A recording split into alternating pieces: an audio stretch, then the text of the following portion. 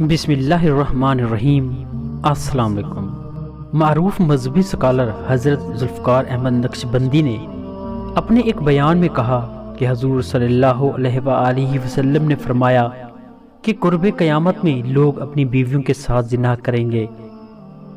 ہم نے حدیث پاک پڑھی تو ہمیں سمجھ نہیں آئی۔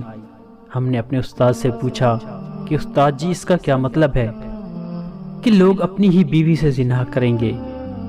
تو انہوں نے فرمایا کہ ہاں، اس کی کئی صورتیں ہیں۔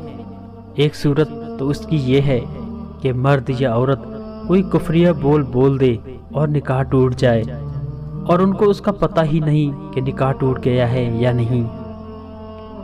اور آج کل تو یہ بات عام ہے، لوگوں کو اس بات کا علم ہی نہیں، رہ رہے ہوتے ہیں۔ مولانا صاحب فرماتے ہیں کہ ہمیں ایسے لوگ ملے، 5 وقت کے نمازی، تہجد پڑھنے والا، سب نیکی کرنے والا۔ خود اس نے مجھے کہا کہ آج سے 8 سال پہلے میں نے اپنی بیوی کو طلاق دے دی تھی غصے میں آ کر، اور بعد میں ہم نے سوچا کہ وہ بھی نیک ہے اور میں بھی نیک ہوں، بدنامی ہو جائے گی، بچے خراب ہو جائیں گے، تو بس پھر ہم نے دوبارہ اکٹھا رہنا شروع کر دیا۔